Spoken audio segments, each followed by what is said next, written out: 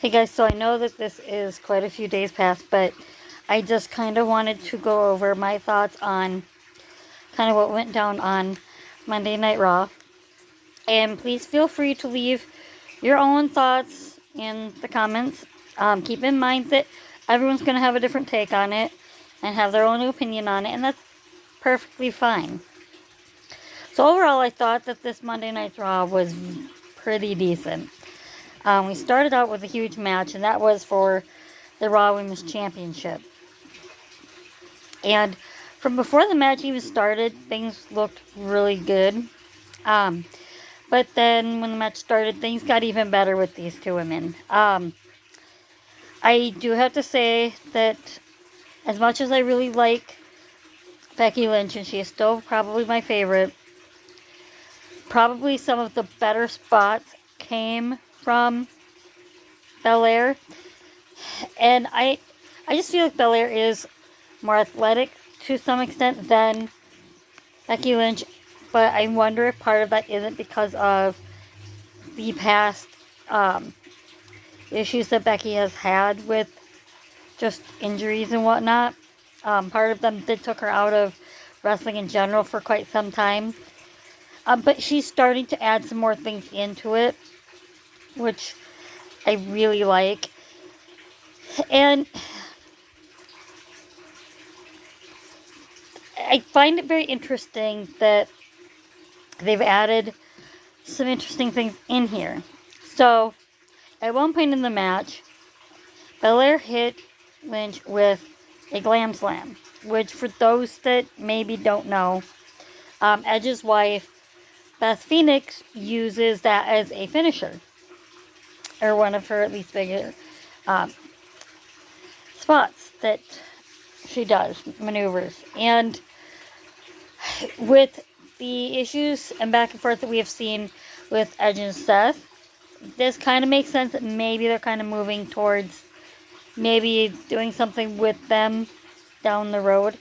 But they finished up this match very well with both of them looking very strong. So what ended up happening at the end was Lynch was in the corner and she managed to get the turnbuckle cover off of it. She then pushed Belair into that exposed turnbuckle, which doesn't feel really good. This allowed Lynch to then roll her up, grabbing some of the tights for the win. Now, it's a little underhanded, but when you're trying to get someone over as a heel and get some of that heel heat, that's sometimes what you need to do. But it still made Belair look strong, and it still kept Lynch looking strong and keeping the title on her. Some have begun to not truly believe Lynch's heel character. So these little underhanded tricks, I think, are going to end up somewhat helping in that. They gave them quite a bit of time, so that was nice to see being a women's match. I thought they did really well with it. I enjoyed that match. So the next one that we saw was Rey Mysterio versus Austin Theory. This was a pretty decent match overall. It really was. I don't know exactly maybe where they're gonna go with it. So what ended up happening, now they had some very good spots in here too. They did. Both superstars looked great. But what? So Austin Theory had hit Dominic, who was outside, with a drop kick. That allowed Rey to get him in position for the 619. Now, before that could happen, Dominic had slapped Austin Theory. The official saw it. And even though I don't know that it would have necessarily had that much of an effect, the referee or the official still disqualified Rey for Dominic doing that. So with that gave Theory technically the win. Now, he did not stay in the ring necessarily to gloat, if you will. Instead, he started walking up the ramp, and he kind of looked back behind him with his camera and did a selfie, if you will, with him up on the ramp and Rey and Dominic still in the ring. Now, I kind of waited to see if something was going to happen with Rey and Dominic, because Rey was not very thrilled with Dominic essentially getting involved in the match, and for lack of a better way to put it, costing him the match. I don't really know where this is all going to go.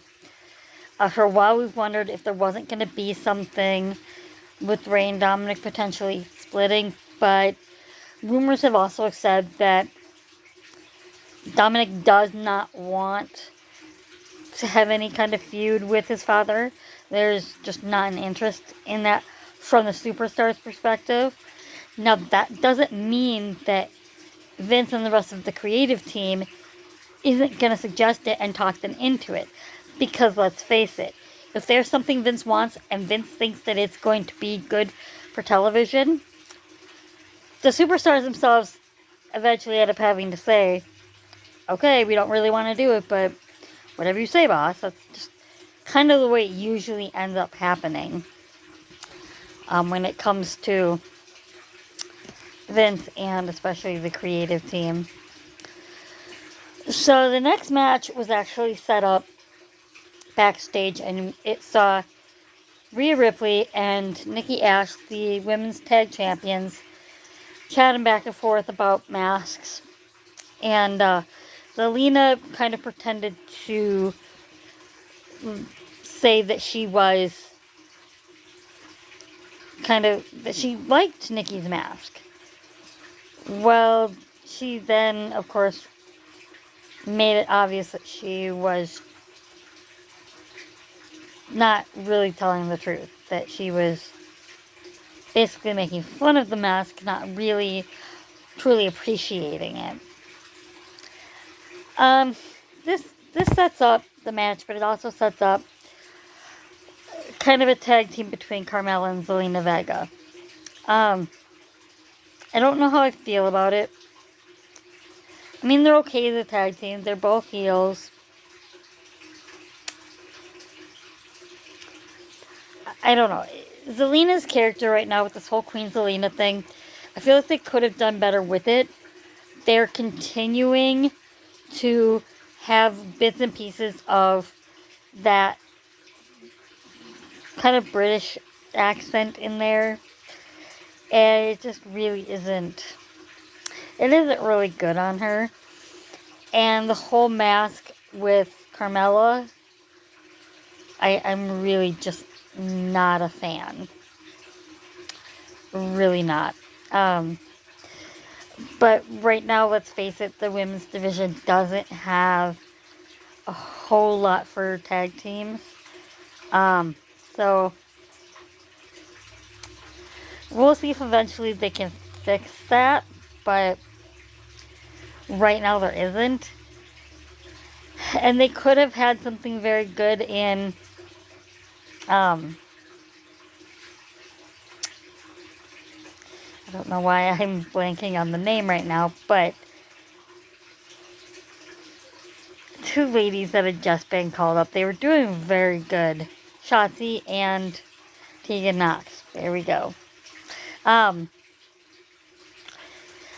like the fact that they turned Shotzi a little bit heel. I don't know that I would necessarily say that she is a full heel persona yet, but it's an interesting spot for her, and we'll see what they do with her as that. But they could have kept the two of them together, and it at least would have been some other women in the tag division. So the match itself was decent. It wasn't all that long. It did end up with Zelina picking up the win with a code red. It establishes the feud, and it looks like, if I'm correct, this was a contenders match, which means that now with Zelina and Carmella picking up the win, they should now get an opportunity at the tag titles. I don't know that they should put the titles on them right now. I know they want to push Zelina and maybe even Carmella to that extent, but I think right now with having the titles on Rhea and Nikki ASH, I think you need to leave them there for a little bit to truly make the title seem more relevant, if you will. And I think Rhea and Nikki ASH can do it, but I think it's going to take time, take them holding on to it, take them going through several competitors.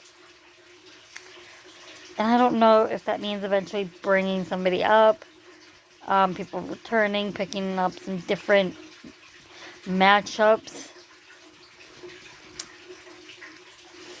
So the next one was Finn Balor versus Chad Gable.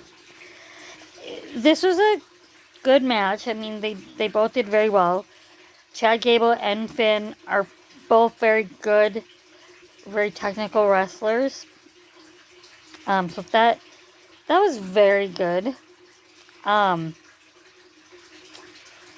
Otis, I don't believe he got involved at all. No, he did not.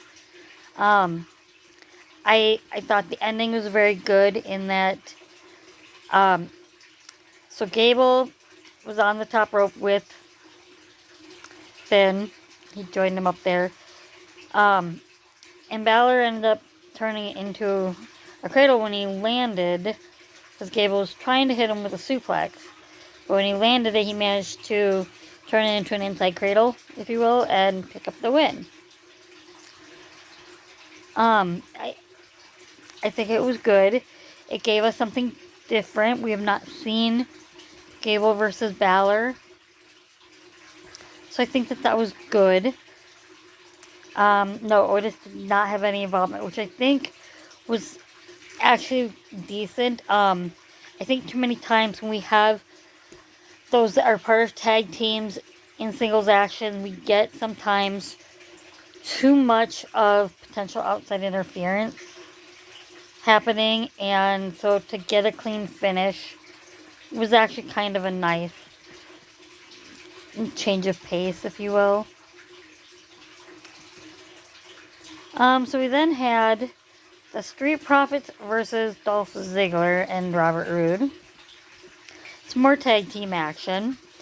We did have Riddle and Randy Orton out watching from ringside, which isn't surprising.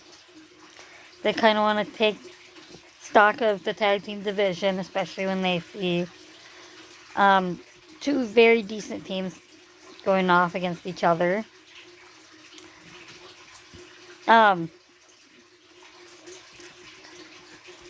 So the end of the match was decent. Well, the whole match itself was decent, but it was interesting that once again we had Omos come out causing a distraction. Now this time he did not actually hit anybody with any moves or do anything to anyone, but it was just enough of a distraction for Ziggler to get the win. And if you'll recall, this was kind of sort of a repeat from last week when there was a number one contenders match going on between 3 different tag teams. And this time Omos had actually, if you want to say, interfered in it by attacking the Street Profits. So it was kind of nice that in this instance he didn't actually get his hands on anybody, but he still caused the distraction. It keeps the Street Profits looking strong, but at the same time, it really makes me wonder, what really are they doing? Where is the storyline going involving Omos? And I understand that right now, I think AJ's out with an injury, and that's mainly why I think they're trying to do something with Omos to get him on the show, to keep him relevant, to keep us remembering that he's there.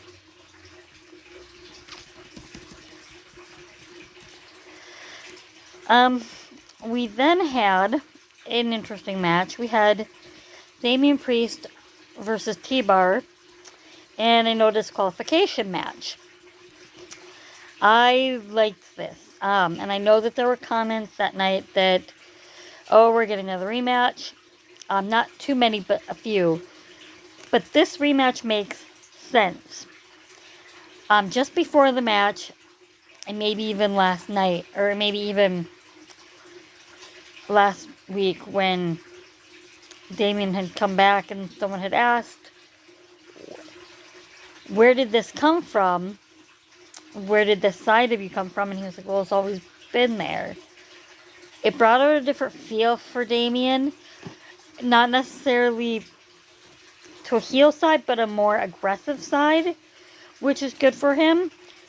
And it is helping to kind of make the new music kind of grow on me, I think. But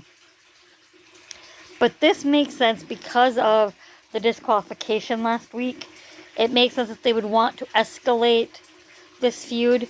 You would not want to just kind of make the feud go away with nothing. That would not make sense, to essentially kind of sweep it under the rug and pretend the feud never started, that they never did anything. There was obviously aggression started, and Priest is not going to be one to just let it go and do nothing. So it makes sense to have this no disqualification match. And may I just say, for those that didn't see it, the kendo stick did get involved, and it looked really nasty. So Damian was tied up in the ropes. Like, the ropes were kind of twisted around, holding his arms inside the ropes, so he couldn't move. And T-Bar took the kendo stick and was literally hitting his ribs with it. And you could start to see the welts starting to form not too long after he'd hit him. So that was interesting to see. I really enjoyed that part of it. I mean, not necessarily like the violence portion of it. Like, it don't want to necessarily make it seem like more realistic, but it gave Damian even more of like an edge. Like, someone's doing this to me, it's gonna bring out even more aggression in me. So Damian would end up getting the win on this. The interesting other part of this was Apollo Crews coming out with Commander Azeez. Essentially what he did was basically let us know he wants that United States Championship. He intends to be the next contender for it. And I thought it was a very good promo. And I personally think that it's going to be a good match between Priest and Apollo Crews. I don't know how I feel about Commander Azeez more than likely being ringside when this feud and when this really gets going. They could end up trying to get interference involved, and I don't know that I really like that.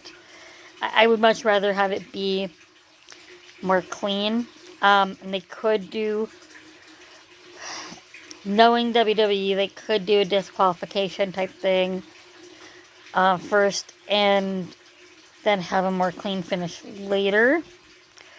protect Damian, and it would also add more aggression to Damian.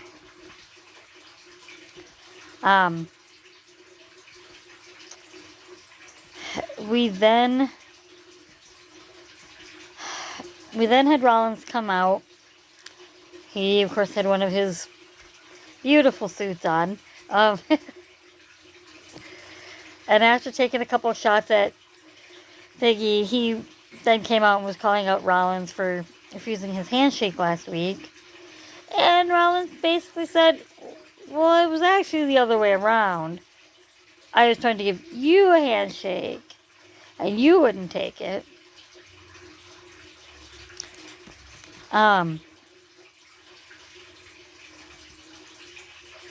So then, Owens actually joined them from the stage. He did not actually go down to the ring. But because he had just been involved in a match with Rollins last week, he ended up challenging Big E. So that ended up being the main event that night, which was a very solid match. They went back and forth. It was very good.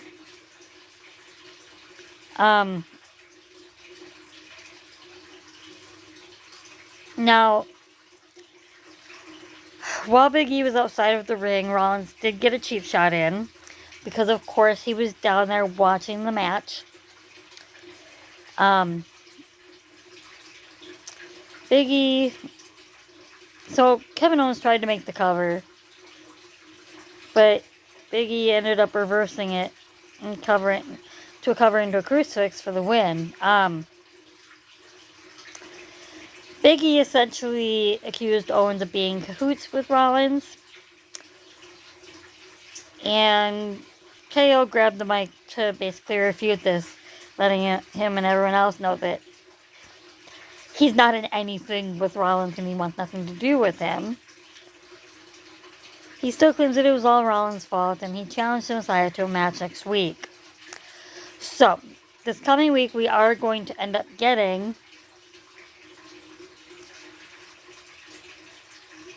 KO versus Rollins, it looks like. And he apologized to Big E.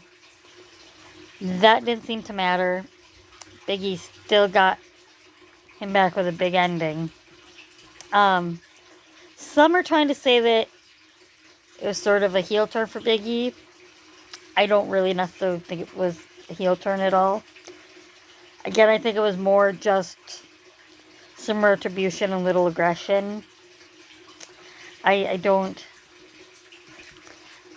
think it was a heel turn at all. It could be, potentially. At this point, no, but depending on what ends up happening in these coming weeks, we'll get a better idea as to whether that's the route that they're going. And more than likely, it's going to depend on how the crowd reacts. Keep in mind that WWE gets ideas in their heads of what they want to do with characters when it comes to face turns and heel turns. And they sometimes have had to backtrack a move because of crowd reactions. We saw this with Becky Lynch in 2018 when they intended for Becky to be a heel after attacking Charlotte at SummerSlam. But they very quickly realized that the crowd was too behind Becky and they were not going to get them to boo her. At this point, there's been enough people that have been behind her for long enough that they were ready to boo her for a while. And that is why they're able to kind of get away with, and I don't even necessarily want to say that she's necessarily a heel, but more kind of a tweener character right now. Because you're still getting some cheers and some boos. So I think with Big E, if they're thinking potential heel turn, and even with Shotzi, because we have not necessarily seen her since that turn, it is going to depend on the crowd. Because if the crowd is too behind them, even if they'd intended for it to start as a heel turn, they will have to backtrack and they will have to reverse that. Just like they did in 2018 with Becky, and they've had to do in the past. So we'll see what their intentions are there. But I thought it was a very well put together episode of Monday Night Raw. Let me know if you agree, disagree on the different portions of the show. And we will see you next week.